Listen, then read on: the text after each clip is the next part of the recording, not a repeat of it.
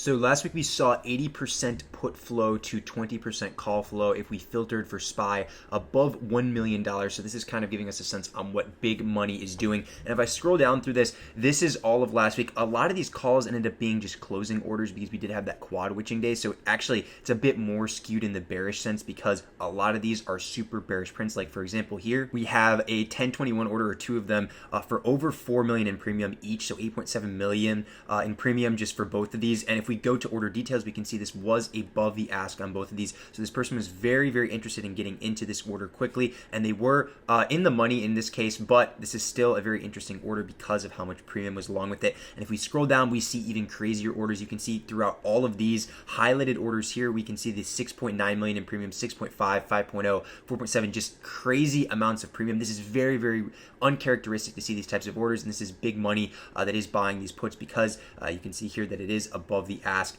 So you can see that this is also 366 strike. This is pretty far out the money from the spot where they got them at 384. So again, this is not that close to where we are right now. This is far out the money. And you can see as we go down here, we saw 372s earlier in the day, 390s. So a lot of premium going into these out the money puts. And as you can see here, we're not even halfway through all of the puts we were seeing throughout this entire week. So this brings the question of what are we going to see this week? And I want to bring you guys to this chart here just to give a better sense on kind of the market structure right now. And what I first want to go back to is actually this line right here. So this line goes all the way back to 2018 and the high we had a big nice rally up to the high before having this nice correction afterwards.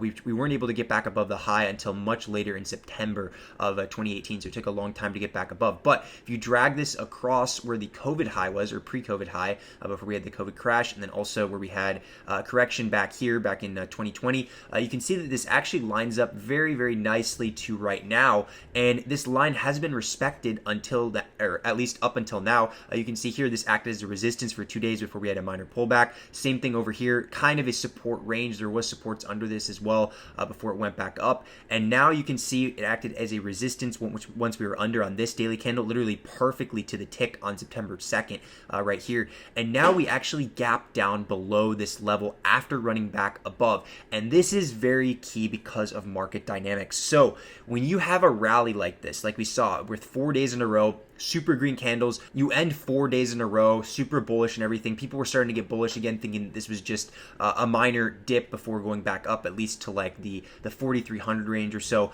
And then we had a huge gap down afterwards. This is very key because not only did we have just a gap down after bouncing up 4 green candles, this is actually a big gap down under this level that I just showed you earlier. So that's key because this is going back under from where we were before. And we know this is a key support / resistance level. So it's going to be very difficult for this to get back above in the inverse, because now that we're under here, if bulls want to continue up going higher, maybe see 4,200 plus, they're going to have to get over this because this is acting as a key pivot, this line. And remember, this line, because of its angle, is going to increase with time, but roughly right now, the current time that we're at, it's like 4,030 on SPX. And again, this is going to keep increasing, but right now it's like 4,030, and you're going to have to see, at least if you're a bull, you're going to want to see it get back above. So as long as we're under this, we're going to see a little bit more bearish and a little bit more of the chop standpoint in terms of price action. So heading into FOMC here this week, we saw some comments from Federal Reserve officials. They were kind of explaining a little bit more of a hawkish take going into this, as you can see from this quote here. But this is interesting because we know that they have, or we're at least assuming that they'll have some form of a hawkish take at the FOMC meeting. We also see, if we go back to the flow here, that the flow is very, very bearish heading into this date, at least for this week, or it was from last week. So you would assume that a lot of these are still being held going into this week. And then also another thing with that, in terms of the chart, we're actually under this key trend line here. So I showed you guys the other trend line that goes back to 2018. This is a key one, and it's a much longer version of it. But now if we go to a little bit more of a short-term outlook, this trend line here comes from the June 17th low, and basically you can drag it across. You can see here we had another minor low over here on July 14th. You could drag it across both of those, and now it ends up to up here where we were, and we actually broke through this decisively on September 15th. And this breakthrough is very, very key because it's the first time since this trend line started that we actually broke through it. And we bounced off of this trend line 3 times. You could consider this to be 4, where we bounced off over here. But we had 3 very strong bounces. The first one right here from the low where it started, we bounced up high. This one just major rally to 4,300 plus. And then over here we had a major 4-day rally that went to 4,120. So this is very key that we fell below this level, and you're going to want to watch this as another pivot, because if we cannot get back above this, especially both of these levels, which I hope you have marked, and I keep my chart as simple as possible for these videos. There's obviously a lot of other levels, but these are 2 major ones that I want to address in the video, so that's why I have them here.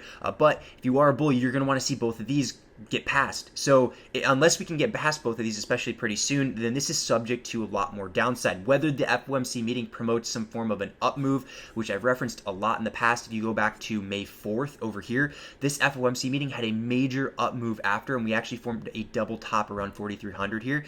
And then the next day, big gap down and fell straight down all the way to the lows over here of like the 3,600s, but it fell all the way down to roughly 3,800s in only like a week after. So you can see major bullish candles on the FOMC day and think, oh, it's going to be good, we'll have some continuation, but then it could still fall after. So don't just trust the daily candle from FOMC. You have to look at the big picture.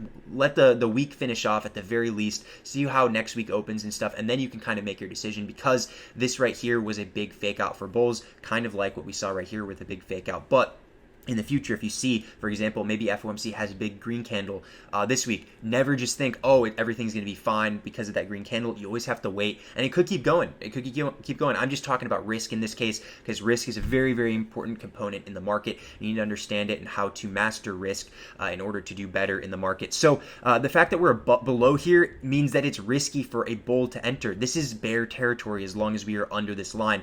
So the longer we stay under, the more bearish it would be, especially if we continue on this downward trend. But you're going to want to watch these 2 key levels right here. We have 3,857. Over here is a key level. This is from this big pivot on May 12th. This promoted a big bounce. And then around also this range of like 3,875 roughly, where we had 2 key bottoms over here on May 19th and also May 24th. Another one right here is roughly 3,811 or 12. This is a pretty big level because of this major pivot that it's created from this big candle back on May 20th. This is a big pickup candle that you can see back here and prompted a big rally as well that lasted for a little bit over a week before we consolidated and then fell back down. So this is also a big pivot area, and it will act as a support, especially intraday if we do hit it, especially this week. So do watch for that level. But yeah, like I said, as long as we're under this trend line right here, it is at least the market subject to some more bearish emphasis, especially with the fact that we have this big head and shoulders up here, which I've referenced before. And I can just draw it here really quick for you guys. But this is a big head and shoulders that we see here on the daily chart, which is bearish in itself. And I believe the move has a little bit more to go just based on this head and shoulders pattern that we're seeing here. And plus the fact that we had this big bull fake out up here with 4 days in a row where we had a bullishness, because in the past where we had a lot of bullish days in a row, kind of like what I showed you here after this big pickup, and then we had just a big gap down and then fall. It tends to go a little bit further than people would expect, just because there's a lot of people that kind of got baited, which I like to call it bull bait and bear bait if you've seen our videos, which if you haven't yet, then subscribe below, it is free. But I like to call it bear bait when bears get baited into shorting and then it rips to the upside and then all the shorts have to cover. Same thing applies here if you are a bull and you got baited into buying during this rally here, and then we gapped down big and continued falling. A lot of them do get trapped off of that. So you do have to be careful, because those types of moves, or at least for me, people get baited, those types of moves tend to have a very pronounced effect on the market and continue much further than you would expect. At least that's what I've learned in my experience. So you do have to watch out for that. And then one last thing I want to reference in this video is the dark pool levels we were seeing. Friday had a lot of dark pool premium hitting the tape, and that's partially because it was quad witching. If you look historically back at previous quad witchings, which I have looked at them for a few years now in terms of just dark pool data alone, you can see that there's actually very, very large dark pool prints that we see on those those days. It is pretty characteristic. I suspect it's because of a lot of rebalancing in portfolios, especially for big funds that are out there. So you're going to see some pretty big prints, like over a billion. We saw 2.4 billion, just a singular print. This isn't even a signature print.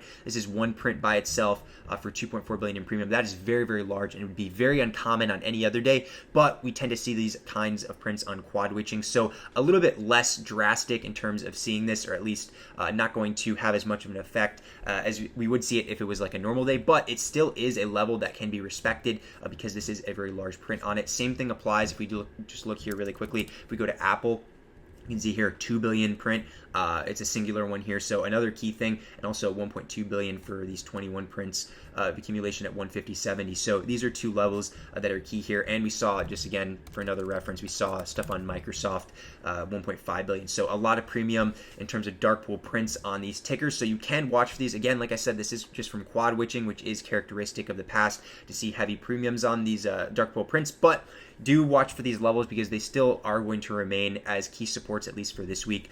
So other than that, though, appreciate you guys watching this video. Hopefully it was helpful and insightful for you. And we're going to see what happens. It's going to be a fun week with FOMC, and I'll see you guys on Wednesday after we get the FOMC news, and you guys will see my analysis then.